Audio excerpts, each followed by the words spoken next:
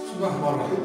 أعزائي التلاميذ في هذه الحصة سوف نتمم تصحيح ديال الامتحان الموحد الجهوي لجهة الدار البيضاء سطات عام 2019.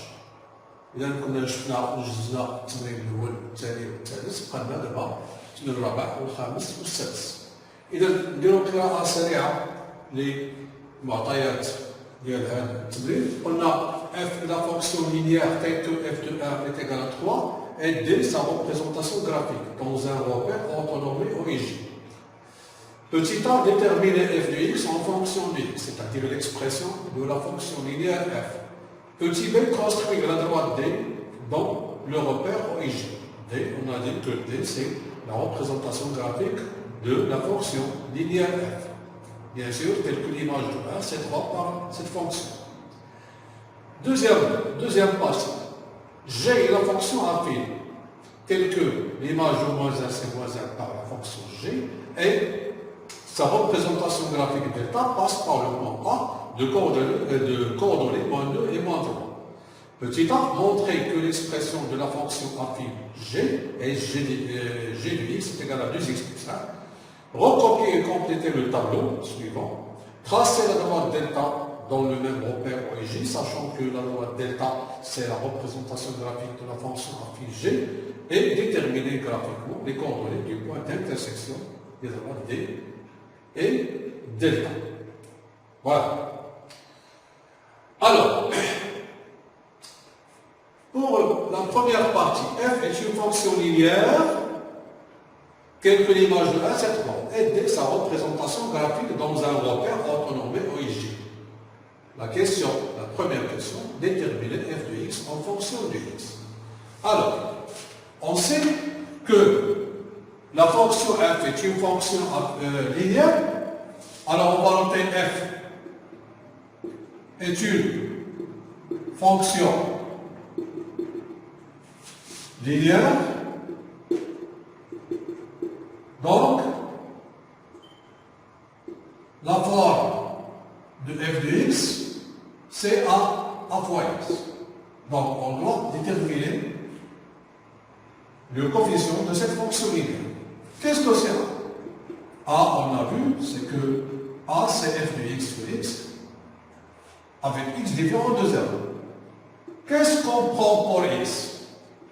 On prend pour x est égal à 1. On a f de 1, d'après les données, f de 1, c'est égal à 3. Donc, on va prendre x est égal à 1, ici et ici. L'image de 1 par f, c'est 3, et 3 sur 1, qui est égal à 3. Finalement, f de x, l'expression de la fonction f, c'est f de x, est égal à 3x. Voilà, ici, ça, c'est l'expression de la fonction linéaire. Donc, on vérifie bien sûr que l'image de 1, si je remplace x par 1, f de 1 est égal à 3 fois 1, qui est égal à 3. Voilà, ça c'est pour la première question. Bon, maintenant, on passe à la deuxième question, toujours dans la première partie. Alors, pour cet exercice est divisé par 2. La première partie concerne la fonction linéaire et la deuxième partie concerne la fonction affine. Construire la droite d dans le repère origine, bien sûr, sachant que d, c'est la représentation graphique de la fonction linéaire f, et l'image de 1, c'est 3. Alors, qu'est-ce qu'on sait? On sait que f est une fonction linéaire. Qu'est-ce qu'on doit noter? On doit noter, puisque f est une fonction linéaire, alors sa représentation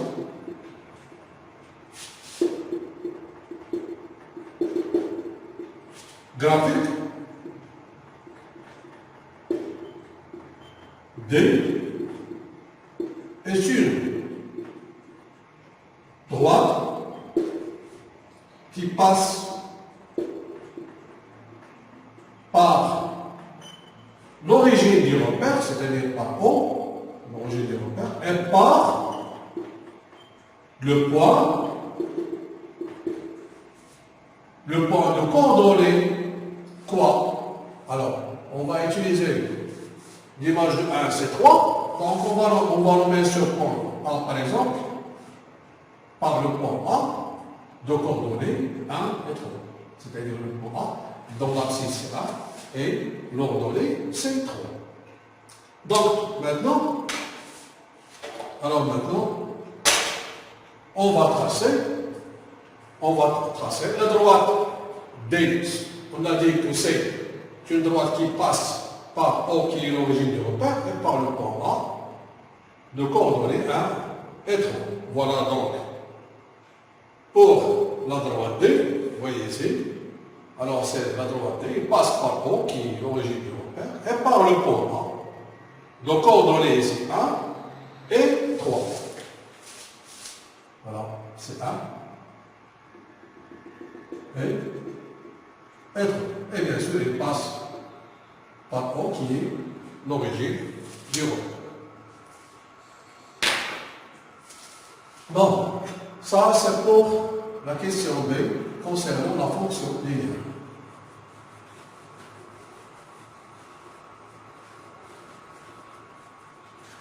Maintenant, on passe à l'autre question. Voilà la deuxième partie. G est une fonction. G est une fonction, cette fois-ci, c'est une fonction affine, telle que l'image de moins 1 c'est moins 1, et sa représentation graphique delta passe par le point A de coordonnées moins 2 et moins 3. Donc, alors je devais prendre notre point, par exemple, E ou bien F ou bien G, etc. Alors, le point A de coordonnées moins 2 et moins 3. Alors la question montrait que G de x est égal à 2x plus 1. 2x plus 1. Qu'est-ce qu'on a ici?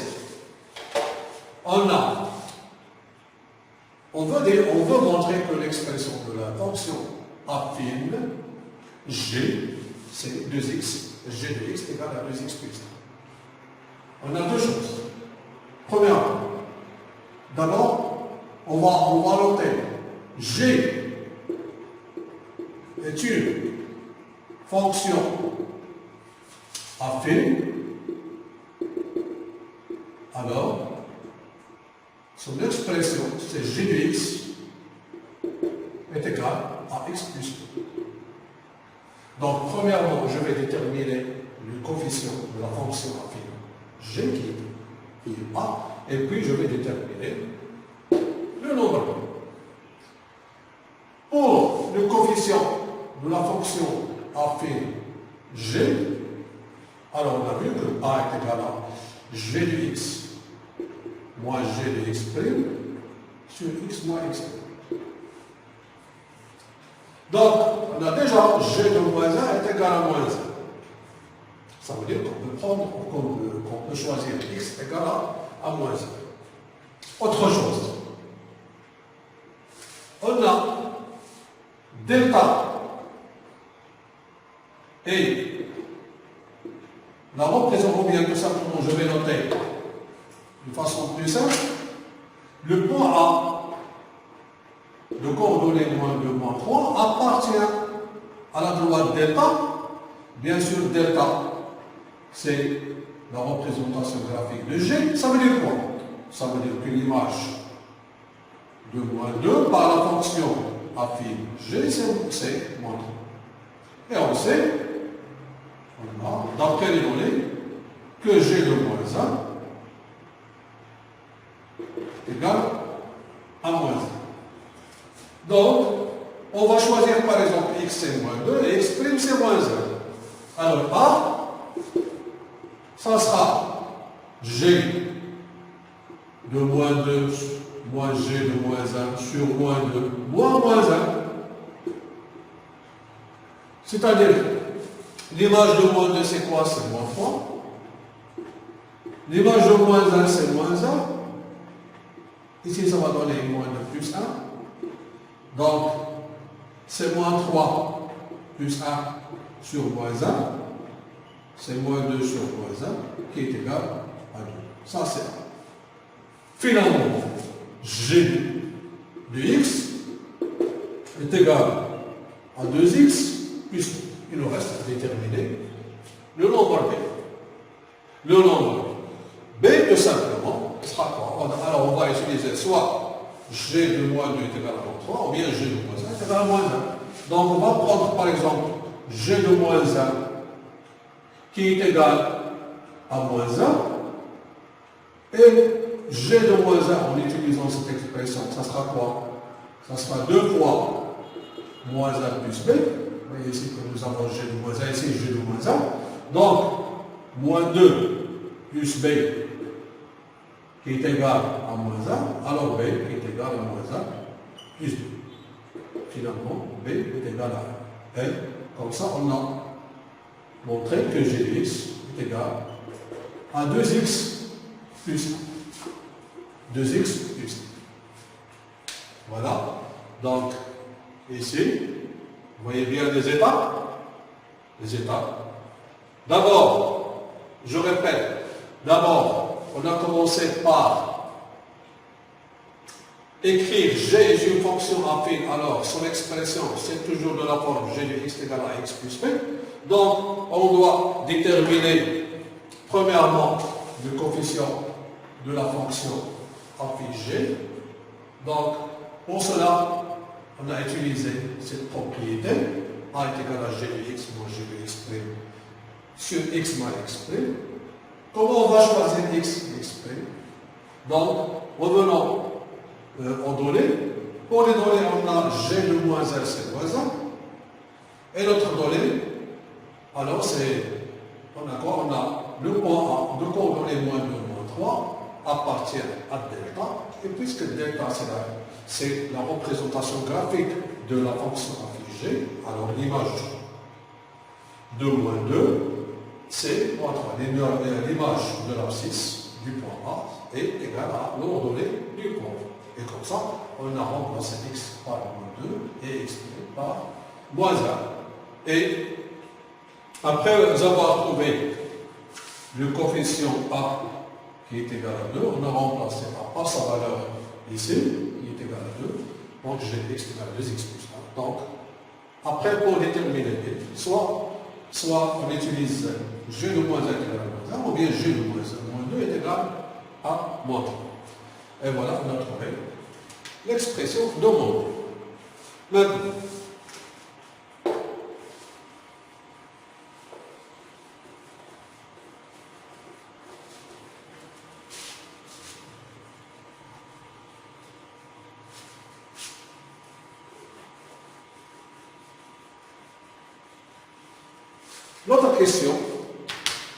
l'autre question maintenant, montrer, bon, déjà on a montré que g de x égale à 2x plus 1, alors je l'ai affiché ici parce qu'on va utiliser cette expression pour remplir ce tableau. La question c'est de copier et compléter le tableau suivant. Pour ce tableau, qu'est-ce qu'on a pour ce tableau? On a l'expression de la fonction g, la fonction affine g, qui est g de x égale à 2x plus 1. Ici, on demande de calculer l'image de 1 demi. L'image de 1 demi. Donc, en utilisant cette expression, l'image de 1 demi est égale à 2 fois 1 demi plus 1. Alors, on simplifie par 2, on aura 1 plus 1 qui est égal à 2. Donc, ici, l'image de 1, ça sera quoi? Ça sera 2. L'image de 1, ça sera 2. Maintenant, ici, c'est le contraire. On veut déterminer l'antécédent du nombre 5. C'est-à-dire, alors, on va noter soit g de x est égal à 5. On peut dire, déterminant le nombre x, quelle que l'image de x, c'est-à-dire g de x égale à 5. Qu'est-ce que c'est g de x? G de x égale à 2x. Je remplace g de x par son expression qui est g de x c'est 2x plus 1 qui est égal à 5. Donc 2x est égal à 5 moins 1 qui est égal à 4. Donc x est égal à 4 sur 2 qui est égal à 2. Donc, tout simplement, ici, on aura 2. On peut vérifier que l'image de 2 par la fonction g, c'est quoi l'image de 2? C'est 2 fois 2 plus 1 qui est égal à 4 plus 1 qui est égal à 5. Voilà pour cette question. Très simple. Donc ici, alors, ici on a donné le nombre 1,5 et on demande de chercher son image. Et ici on a donné l'image et on demande de chercher son antécédent. Toujours on utilise l'expression de la fonction affine g.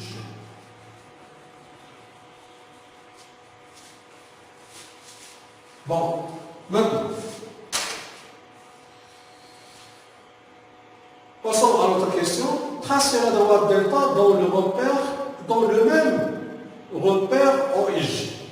Alors on verra pourquoi. Ici, on nous demande de tracer la droite delta dans le même repère. Donc, l'expression de la fonction affine g, c'est g de x égale à 2x plus 1. Alors, on sait que f, g est une fonction affine. Alors, sa représentation graphique, c'est une droite. Et pour déterminer une droite, on doit déterminer deux points de cette droite. Alors, on va dresser ce tableau. Donc, l'image de 0, par exemple, l'image de 0, g de 0, c'est 2 fois 0 plus 1, c'est 1. Donc, la droite delta, qui est la représentation graphique de la fonction affine g, elle passera par le rang pour nous laisser de coordonnées 0. On va calculer, par exemple, l'image de moins 1. L'image de moins 1, c'est déjà donné l'image de moins 1. Là, d'après les données, ici, d'après les données, vous voyez ici. Voilà, l'image de moins 1, c'est moins 1. Bon. On peut même utiliser le point A qui est donné ici. Bon. Voilà, le point A de coordonnées moins 2 et moins 3. Ici. Bon. Voilà. Donc, l'image de 0, c'est 1. Donc, la droite delta passe par le point de coordonnées 0, 1.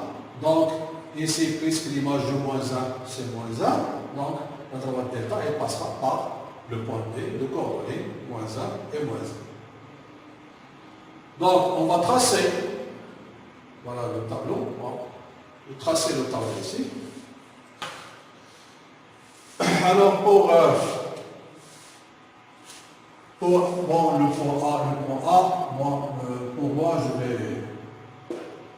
je vais nommer ce point après. Je vais nommer ce point après de coordonnées 1 et 3, parce que le point A, dans les données, c'est moins 2, moins 3, c'est moins 2. Le point A, c'est moins 2 et moins 3. Ça, c'est le point A. Voilà donc, la représentation graphique de la fonction affine g, on a dit, c'est la droite delta, voilà, c'est la droite delta, qui passe par le point C de coordonnées 0, 1, voilà, c'est C, 0, 1, et par le point de coordonnées moins 1 et moins 1. C'est très simple. Déterminer graphiquement les coordonnées du point d'intersection des droites D et delta. Bon, c'est évident. Ici, j'ai dit que ce point, je vais le nommer après. Alors, l'intersection, qu'est-ce qu'on va dire dans cette question? Tout simplement, on va dire que la droite D, qui est la représentation graphique de la fonction linéaire f, et la droite delta, qui est la représentation graphique, on a D, c'est la représentation graphique de f, Et delta, c'est la représentation graphique de la fonction affine G. Alors, D et delta se copent au point A', dans les coordonnées C1 et 3. Ce point qui a pour coordonnées A et 3. Donc, ici, l'intersection.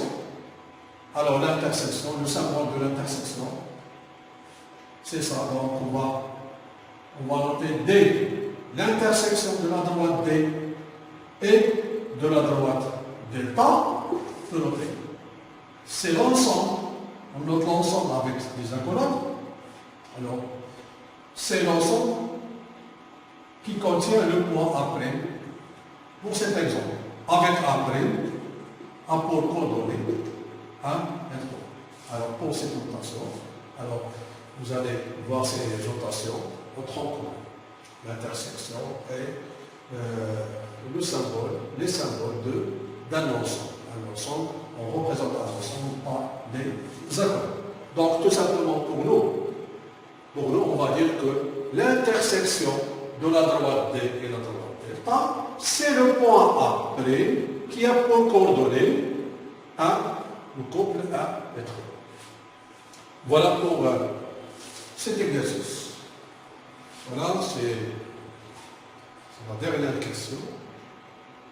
Voilà, maintenant, on passera à l'autre question, à l'autre exercice.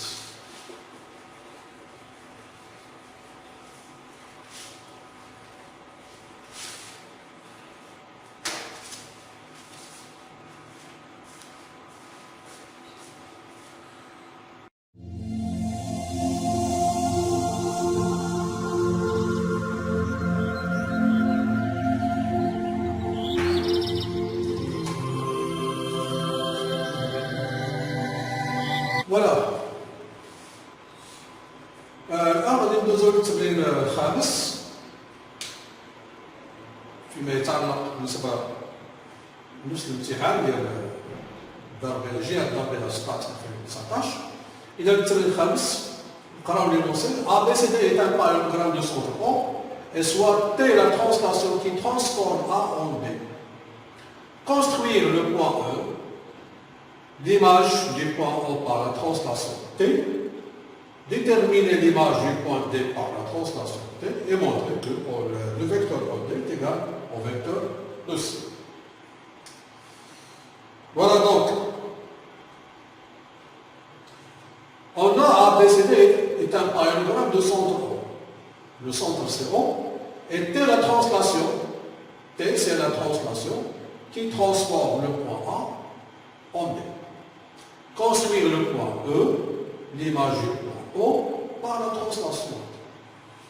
Alors, tout simplement, qu'est-ce qu'on va noter? On va noter, puisque E est l'image du point O par la translation T de vecteur AB, je vais noter comme ça, alors le vecteur AB est égal au vecteur O. C'est-à-dire que AB, le O, c'est quoi? Est un parallélogramme.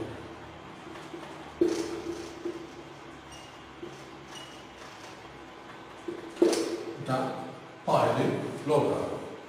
Donc il suffit tout simplement de construire le parallélogramme AB, E, O. Donc ici pour la construction, il faut juste citer comment on a construit le point E. Ici on a utilisé la définition de la translation. Puisque E, c'est l'image du point O par la translation T de vecteur AB, alors le vecteur AB est égal au vecteur E. Ça veut dire quoi? AB, E, O est un parallélogramme. Donc tout simplement, on doit utiliser le compas et la règle pour construire tout simplement le point. Ça c'est pour la première question. Alors, c'est obligatoire, ceci. Il faut expliquer comment on a construit le point. Maintenant, pour l'autre question.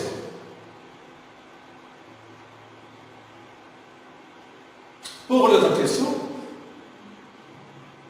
voilà, donc, bien sûr, d'après les données, on a toujours A, B, C, D. N'oubliez pas que A, B, C, D est un parallélogramme, A, B, C, D est un parallélogramme, et O, c'est le centre de ce parallélogramme, et T, c'est la translation qui transforme A en B. Voilà, pour les données. Déterminer l'image du point D par la translation T. L'image du point D.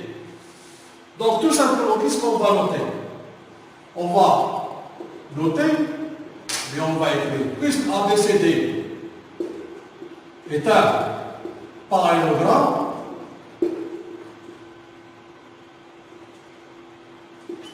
alors, le vecteur AB égale le vecteur DC. Voilà. Et d'après ceci, qu'est-ce qu'on conclut? D'après ceci, on conclut que c'est l'image de quoi? De D par la translation T de vecteur AB. Voilà. Donc, ici, on a utilisé la propriété qui dit si ABCD est un parallélogramme, alors le vecteur AB est égal au vecteur DC, bien sûr le vecteur AD est égal au vecteur BC, le vecteur BA égale C, etc. Alors, ce qui nous intéresse, c'est le vecteur AB est égal au vecteur DC. On peut écrire comme ça, c'est l'image de D par la translation de vecteur AB. Par exemple, pour E, on peut noter E, c'est l'image de O par la translation du vecteur AB. Voilà. Et l'image de A, bien sûr, ça sera B, l'image de A par la translation T du vecteur AB, c'est B. Voilà. Pour cette question, il suffit tout simplement de noter ceci. Voilà. ABCD est un parallélogramme. Alors le vecteur AB est égal au vecteur DC. C, donc, C est l'image de D par la translation T de vecteur AB.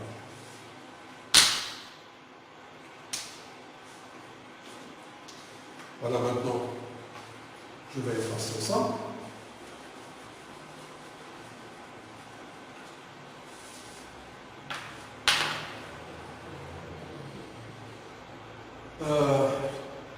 L'autre question, montrer que le vecteur OD égale au vecteur EC. Alors, pour cette question, on veut montrer que le vecteur OD est égal au vecteur EC. Donc, voilà comment on va procéder. Alors, qu'est-ce que nous avons? Nous avons, d'après les questions précédentes, on a trouvé que le vecteur AB est égal au vecteur O. D'après la première question. D'accord? Et d'après la deuxième question, on a trouvé que le vecteur AB, on a dit que le vecteur AB égale le vecteur DC. Alors ici, vous voyez, nous avons le vecteur AB qui se répète. Donc, le vecteur DC est égal au vecteur O. Ça veut dire quoi? Ça veut dire que DC EO, c'est quoi? C'est un parallélogramme.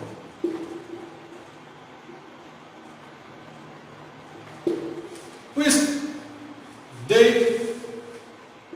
DC EO est un parallélogramme, qu'est-ce qu'on conclut alors? Que le vecteur OD, bien sûr, égale le vecteur EC. Ici, on a utilisé le résultat de la première question et le résultat de la deuxième question. Voilà. Ça, c'était pour l'exercice 7.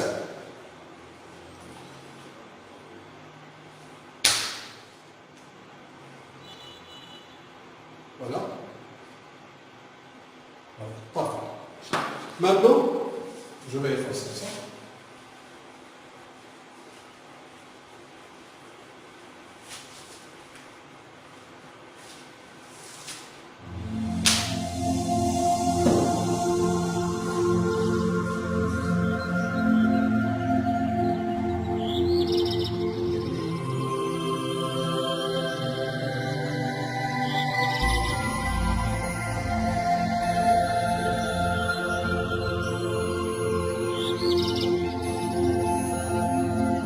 السلام عليكم. الان غادي ننتقلوا الى التمرين 6 والاخير، السادس والاخير حول الهندسه الفضائيه. اذا هنا غادي نقراو التمرين. On a A, B, C, D, E, F, G, H est un parallèle elliptique rectangle tel que AB est égal AB est égal à 12, AD qui est égal à 9 et la hauteur AE est égale à 9. Vérifiez que AC est égal à 15 cm. Deuxièmement, montrez que le volume de la pyramide F, A, B, C et V1 est égal à 162 cm3. Troisièmement, la pyramide F, I, J, K est une réduction de rapport 1 sur 3 de la pyramide F, A, B, C. Calculez le volume V2 de la pyramide F, I, J, K et puis calculez la distance I, K. Donc, on a ici AB qui est égal à 12, puis AD qui est égal à 9, bon ça c'est 9 et ça c'est 12, et la hauteur c'est 12. Bon, on demande de calculer AC.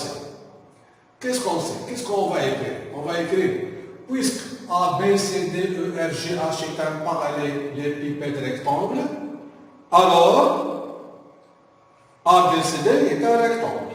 Donc sa base A, B, C, D est un rectangle. Donc A, B, C, D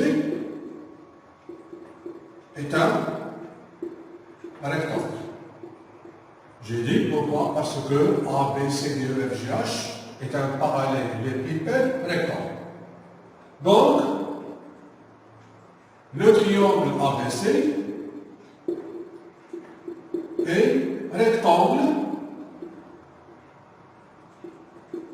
en B. Alors, en appliquant, ici on aura un angle droit, en appliquant le théorème de Pythagore, alors d'après le théorème direct de Pythagore, on a, qu'est-ce qu'on a? On a AC carré. AC c'est l'hypoténuse, sera égal à AB carré plus BC carré. Remplaçons AB par sa valeur c'est 12, donc c'est 12 au carré, BC c'est 9 au carré, 144 plus 81, c'est 225. Ça, c'est AC carré. Donc, AC égale la racine de 225. Si on décompose le nombre de 225, on va trouver que c'est 15 au carré.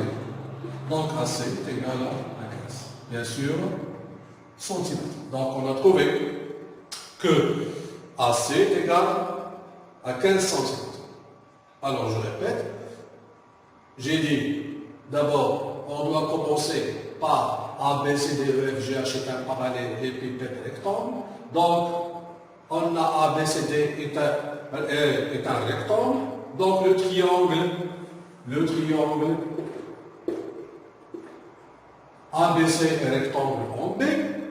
Alors, en appliquant le théorème direct de Pythagore, on a AC, ça sera l'hypoténuse, donc AC carré est égal à AB carré plus BC carré. Ici, il suffit tout simplement de remplacer AB par 12 et BC par 12 pour trouver que AC carré de 225, donc AC, c'est la racine de carré de 225 qui est égale à 15. Voilà pour la première question. On passe à la deuxième question.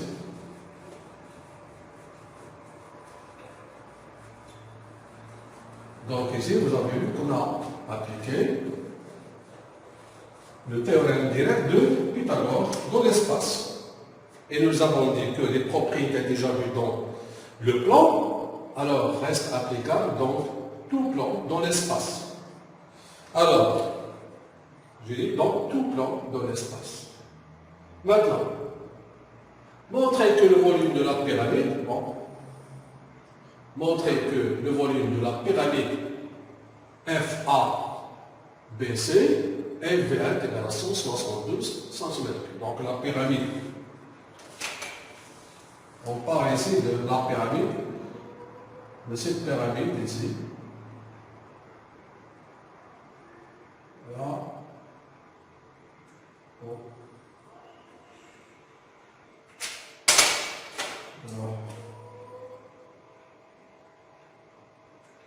Alors, ça va sera ce triangle ABC. Bon, je dois mettre en évidence les arêtes de ce pyramide. Donc, FABC est un pyramide.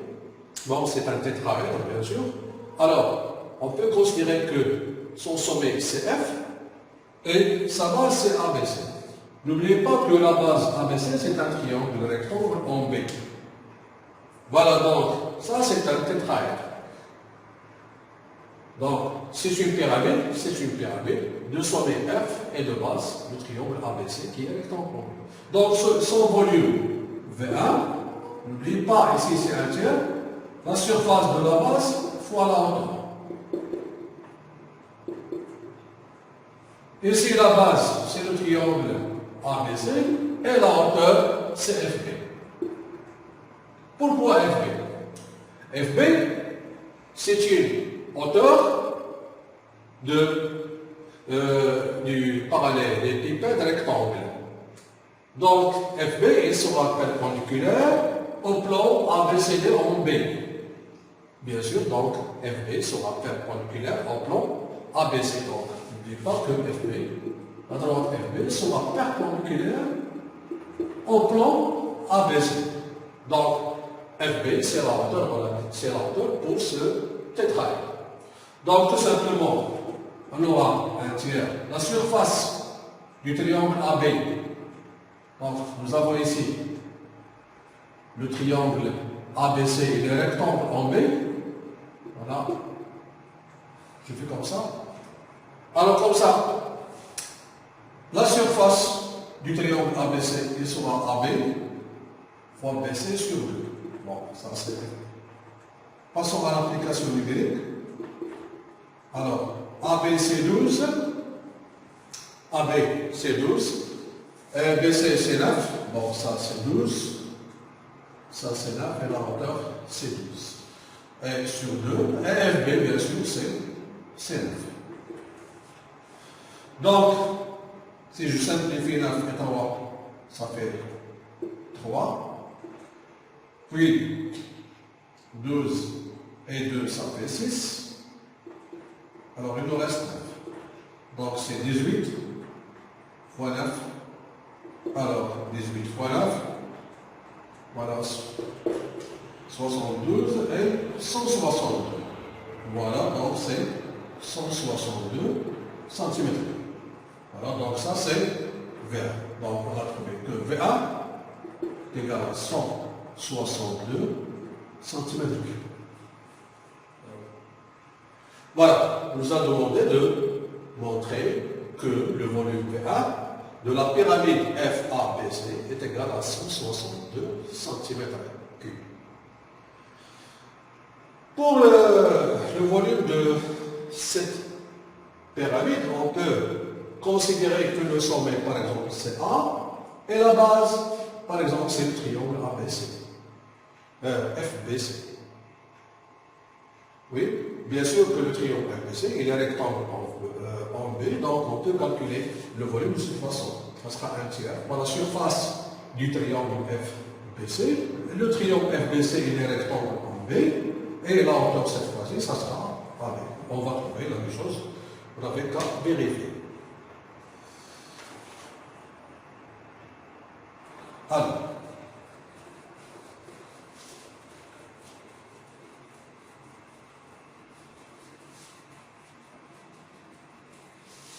maintenant, passons maintenant à notre question. Notre question, la pyramide FIJK, voilà la pyramide FIJK, est une réduction de rapport entier de la pyramide FABC. Nous avons déjà calculé le volume de la pyramide FABC et que nous avons trouvé dans la question précédente, c'est 162 cm3. Calculez le volume V2 de la pyramide FIJK. Alors, lorsqu'on dit que FIJK est une réduction de la pyramide FABC, alors, ici, il faut comprendre que le plan IJK, il est parallèle au plan ABC. Alors que la droite IJ sera parallèle à AB, JK sera parallèle à BC et IK sera parallèle à AC. Bon, ce qui nous intéresse, c'est de calculer le volume V2. On ne va pas utiliser ce que je viens de dire. Seulement, c'est un rappel. Alors, pour le volume V2, d'après les données, la pyramide FIJK est une réduction de la pyramide FABC. Alors, la relation entre ces deux volumes, donc le volume V2, on va dire, puisque la pyramide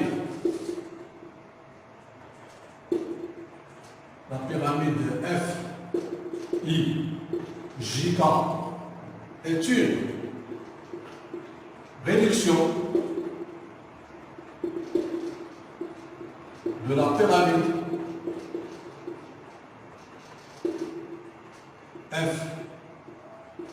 FABC de rapport K égale 1 tiers, ou bien on dit du coefficient K égale 1 tiers. Alors, on sait que lors d'une réduction ou bien d'un agrandissement, les longueurs sont multipliées par le rapport d'agrandissement ou de réduction, les surfaces sont multipliées par K carré et les volumes sont multipliés par K puissance 3. Donc ce qui nous intéresse, c'est V2 est égal à K puissance 3 en V1. Qu'est-ce que c'est K puissance 3? K c'est 1 sur 3, le tout puissance 3. Et V1, on a déjà calculé. Ça c'est 1 sur 27, 162. Alors si on fait la simplification, on va trouver que c'est 6. On peut simplifier par 3, et puis par 3, et puis par 3. Ou bien tout simplement, on divise 162 par 27, on va trouver que c'est 6. On peut vérifier. 6 fois 27, donc c'est 42. Alors, 6 fois 2, 12 et 4, c'est 160. Voilà. Donc, ici on a trouvé que le volume V2 de la pyramide FIJK est égal à 100, est égal à 6 cm3. Donc, tout simplement, on a appliqué cette règle que nous avons déjà vue.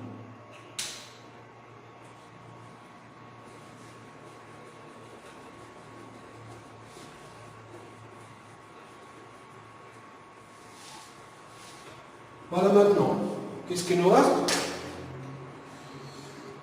La dernière question, c'est, voilà, calculer la distance IK. Calculer la distance IK. Donc, qu'est-ce qu'on va dire? Puisque FIJK est une réduction de la pyramide FABC. Alors le côté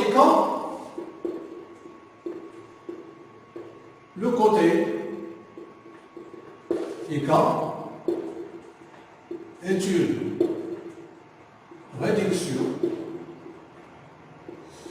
du côté AC. Alors j'ai dit que puisque FIJK est une réduction de la pyramide FABC, on aura donc le plan IJK. Le plan IJK, il sera parallèle au plan ABC. Donc, on conclut que IJ il sera parallèle à AB, donc le côté IJ est une réduction du côté AB. JK il sera parallèle à BC, donc JK, le côté JK est une réduction du côté BC. Et IK il sera parallèle à AC, donc IK est une réduction du côté AC. Ce qui nous intéresse, nous, c'est la relation entre IK et AC. Donc, on a dit que puisque IK est une réduction du côté AC, alors la distance ou bien la longueur de IK, c'est la longueur de AC multipliée par le coefficient de réduction qui est intime. Alors, nous avons dit, alors lorsqu'on a une réduction ou bien un agrandissement de rapport K, les longueurs sont multipliées par K. Les surfaces sont multipliées par K puissance 2 et les volumes sont multipliés par K puissance 3. Alors on va prendre IK est égal à 1 tiers de AC. On a déjà calculé AC dans la première question, c'est 15. Donc IK finalement il sera 5 cm. Et voilà pour cet exercice. L'exercice 6 et le dernier exercice de l'examen régional Casablanca Stade pour l'année 2019.